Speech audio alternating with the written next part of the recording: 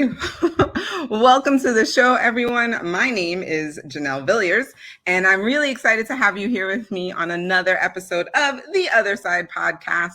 Mondays could be a mindful Monday. It could be a motivational Monday. But here on The Other Side podcast, we love to talk about what it's like to be on the other side of your mental health journey, your journey into introspection, and really kind of putting yourself first and what that looks like. I'm just going to move this a little bit.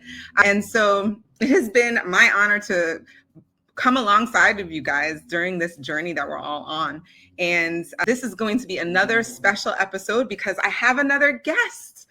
So the first guest went really, really well. So I'm really excited to bring on our second guest. This has been such a connection of like the universe, God, all these things coming into alignment. I am so excited to bring our guest on. So without further ado, here is Miss Iris Navarette.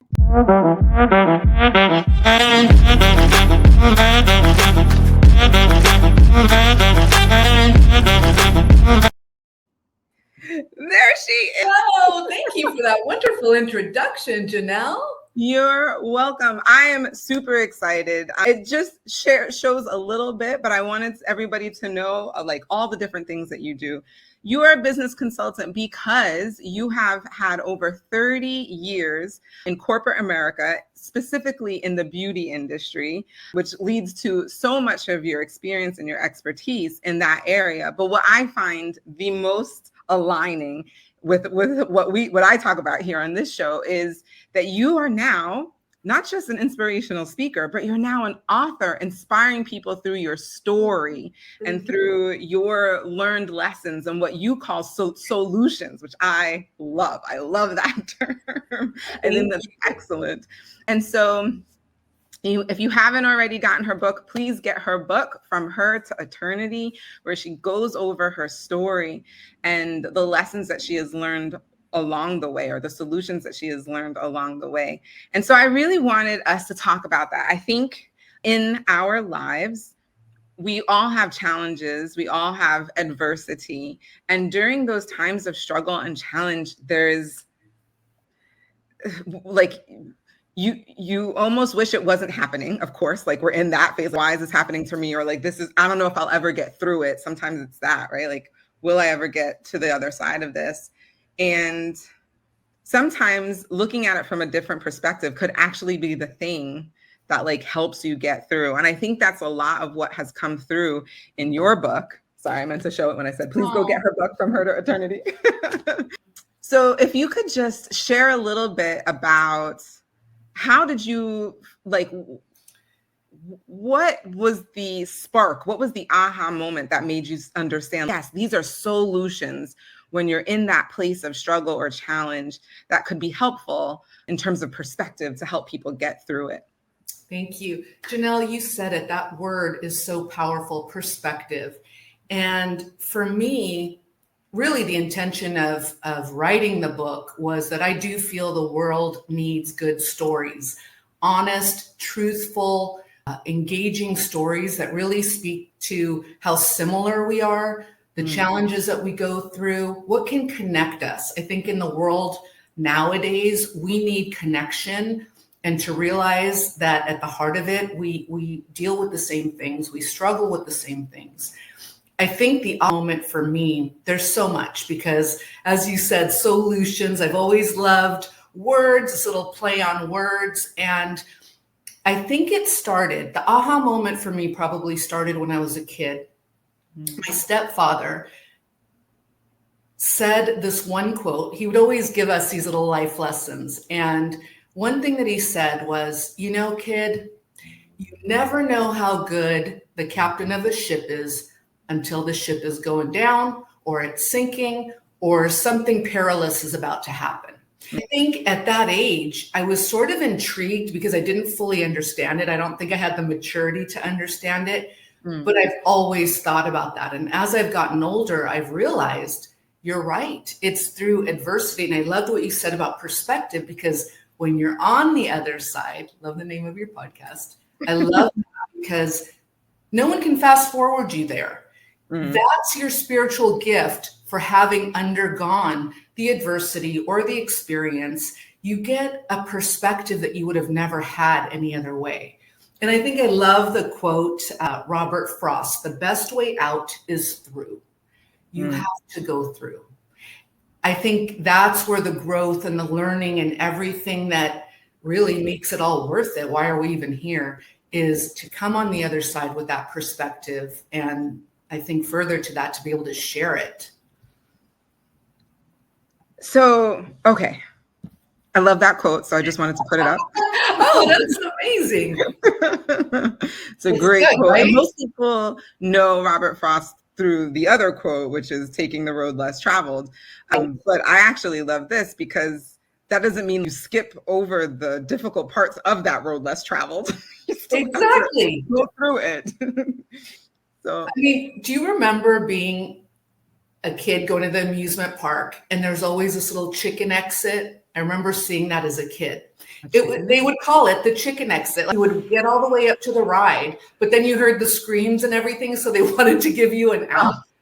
You could actually take this little exit, which they called the chicken exit. And I remember struggling with that. You know, it's like you hear the screams, but your heart's racing and you're excited, but you do have an out. But it made me wonder, people that take the out, they're always going to regret being that person that came out off that ride going, yeah, that was thrilling. That was amazing. So again, I love the metaphors. I love the analogies. But again, the best way out is through. You just got to walk through it. And I think that also gives us grace with our friends and loved ones. Not everyone's going to go through at the same pace or in the same timing. And you can't necessarily fast forward anybody out of anything they're going through, whether it's a life lesson, whether it's grief, whether it's something that is unfamiliar that they're going through. I think that quote also helps give us grace too for others. That is actually really good. You know, I've had some friends who are in like really difficult relationships. Please let me just also share that I have been in really difficult relationships, right? So I don't want to make it seem like it's never happened to me, but like when you see it on the other side, right? And you're like, oh man, like this is just not good. Like you can end it, or you should do this, or maybe it is them, and like, hey, if you just apologize, things will get back on track, whatever it is. But they like can't see it, right? And I just got to a point where I was like, no, Janelle, I've been through this so many times where the solution seems so easy to everyone else. The solution seems so easy to everyone else, but maybe my solution hasn't really like fully formed yet. And so it just takes me longer. And that, knowing that about myself helps with the grace giving when you see it in others and you're like, oh man, if only you would, you know, fill in the blank. Yes. But you give the grace because you know that they just haven't fully formed their own solution yet. I love that. In fact, I do write about that in the book, exactly what you're saying, where sometimes things are so clear for us, right? I am sure with my friends, this is a two-way street as well. We have empathy, we understand what they're going through, and maybe in our minds, we're like, well, just do this or just do that. And I'm sure they've done that. They have done that for me, and thank you. But ultimately, I think it's about understanding that their solution may have a bit of a different meaning or a different purpose. So we can't always apply that same formula, if you will, to what we've gone through. So I think that's a great point. I love that. And so that reminds me of a quote that from your book: if you feel the burn, you're about to learn. Right? Or if you feel the woe, you're about to grow. I mean, ultimately, anything that doesn't feel particularly comfortable, I mean, right, we've heard it, life begins at the end of the comfort zone. But truly, I think that's the whole thing about growth, is it comes in different forms, but there's even something I've come to learn, which is how you learn and what you go through sometimes accelerates your whole path. And I think I even quote in the book, I say, sometimes even spiritually, be smarter, learn harder, because I use this analogy in the book. When you're learning to drive, let's say, and you have the option between a beautiful vehicle with all of the luxuries Or you have a junker, a jalopy that you have to learn the nuance and it's a stick shift. But if you learn on the more difficult path, now you can drive any car. Now you can look at most vehicles and get behind the vehicle and say, hey, if I can drive that, I can definitely drive most of the cars out there. So I think that is an analogy too for the amount of adversity, what you learn and how you take that with you to a broader sort of awareness of things. And I think that's kind of cool too. Yeah, I love that analogy. It's also very visceral. I can feel it. Oh man, this is this car. I don't know. Well, in that way, you're not limited as well, right? Too. I know when we come in contact with people and they've been through so much in their life, but they're still smiling. They're positive. They want to give. They have empathy. To me, that's aspirational to undergo a lot of difficulties, but yet come out and find that there's that sense of humanity where you still feel you want to help and be a part of things. I think it's all about character building and how I think you take those, again, adversities and turn them into, that's what I was saying when I love that you had put that quote up, when you feel the burn you're about to learn. If we realize that anything that doesn't always feel good, there is going to be a spiritual reward. I keep going back to the word you said, the perspective. I think, our perspective ultimately defines how we are living our life, the decisions we make, and really the approach we have as we enter our own journeys in our lives and how we're bringing people along with us too. I love that. So this brings up another quote that you said in your book. Ooh, it's not about the length of your life. It's about the strength of your life. And I think that is the perspective, right? Some people, it's so funny. I recently was, it's a long story, but there's a new sculpture in Boston that I am apparently going to be visiting in April, and it's called The Embrace. Ooh. And it is the embrace of Martin Luther King and Coretta Scott King. It's like it's taken from, or it's inspired by a photo of the two of them embracing. Apparently they met in Boston. Anyway, so there's this huge sculpture and it's just the arms. All you see is the arms, like actual embrace. And I'm always reminded every time Martin Luther King's like name or memory comes up that he was only 36 when he died.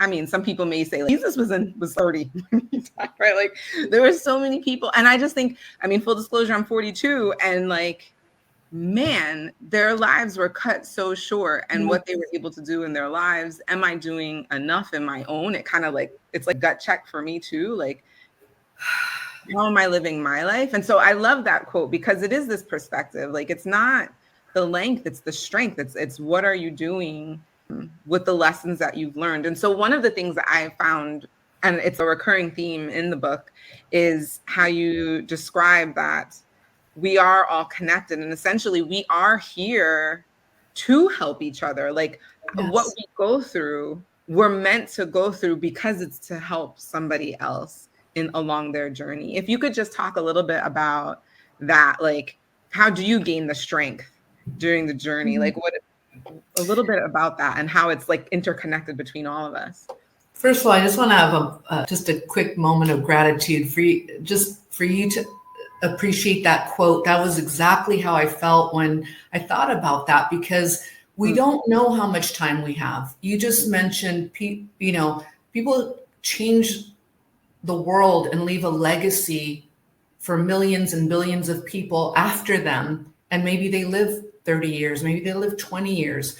But that's where that quote is so meaningful for me, because it's mindfulness about how strong your now game is, how strong your gratitude game is. And to what you're saying, we're all the same. How are we going to bring each other and give each other strength? I feel that the world needs that now more than ever.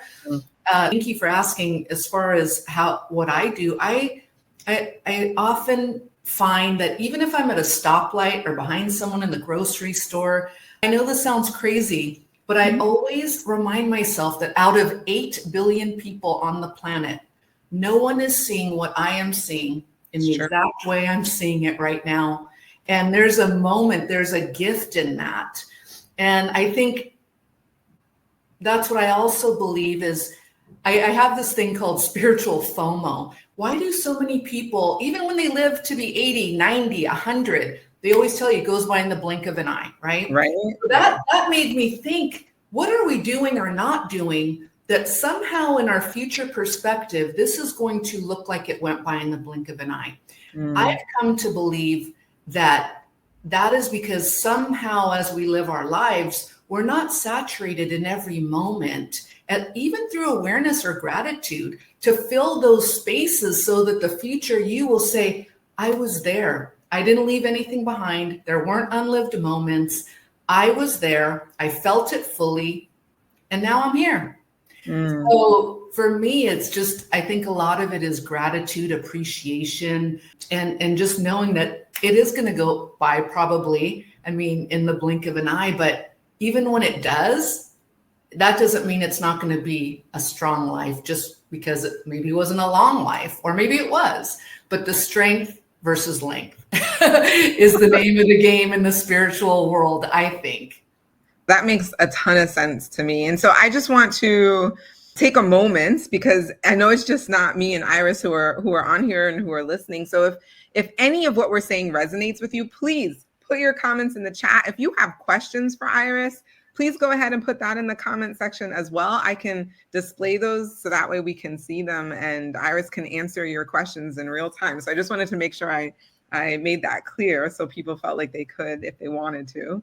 So I know that certainly resonates with me. And I think the mindfulness of it, right? Like the gratitude, I think having a framework of gratitude is what helps kind of start you on the path of mindfulness. If you're in that moment recognizing, oh, okay, I'm grateful for the food in my refrigerator. I'm grateful for the bed that I sleep on. I'm grateful for the running water that like comes through my home, right? It like puts you in an immediate moment of mindfulness, and like instead of thinking about the next moment, which seems more important than the current moment you're in, right? It's you switch it and focus. No, this moment right now is the most important. And what can I do in this moment right now? To your point, to build that strength in your life. I love that. Adam, thank you so much for joining us. Thank and you. Alex, thank you. Awesome. I love what you're saying about the gratitude of what we already have. And I know it's been said, it's not about having what you want, but wanting what you already have. But it is absolutely so beautiful to think about.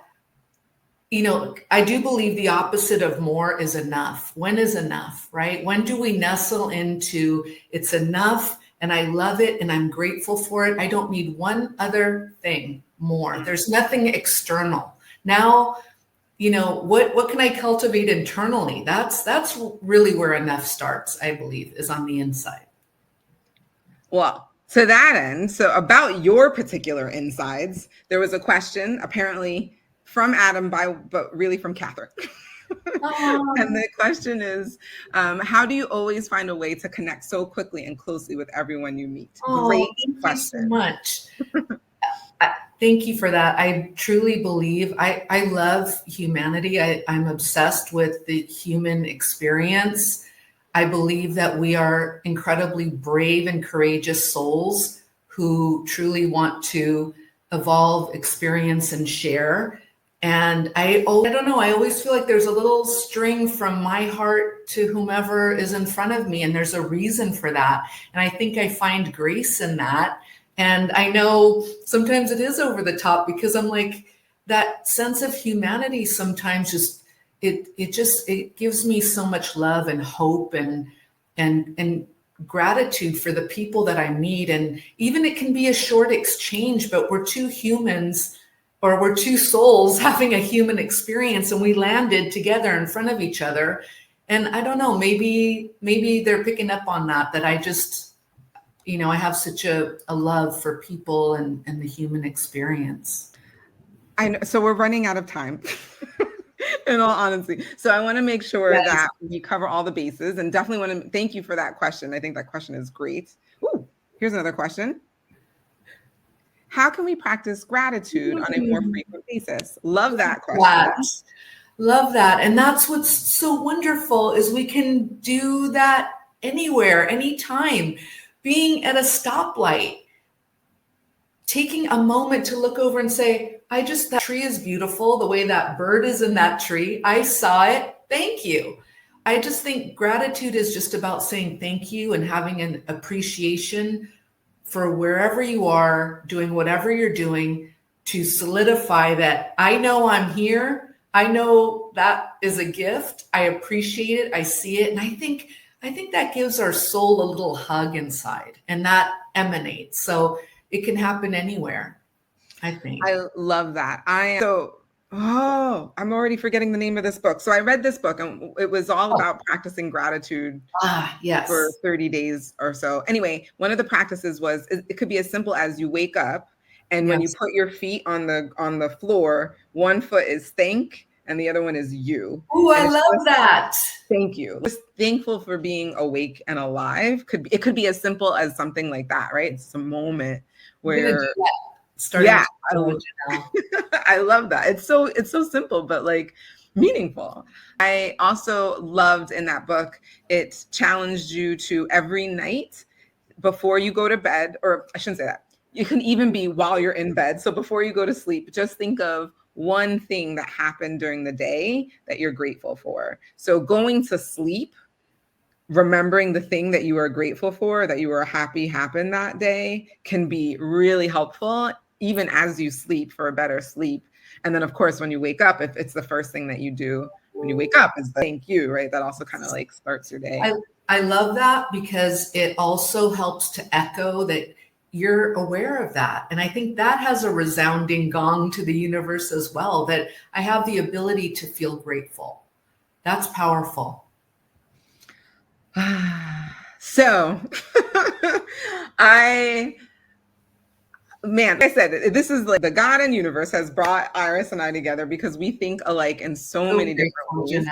The connection that Olga had asked about, like, oh, no, it was Catherine, right? How do you get connected with people so often easily? And I just think, I love what you said. It's just that you have this grace, you understand that like we are already connected even before, like, you don't have to say a word, we're already connected. And then I think your energy and your spirit from that, of course, is going to attract other people who probably feel similarly minded. And so I feel like I am the like result of that.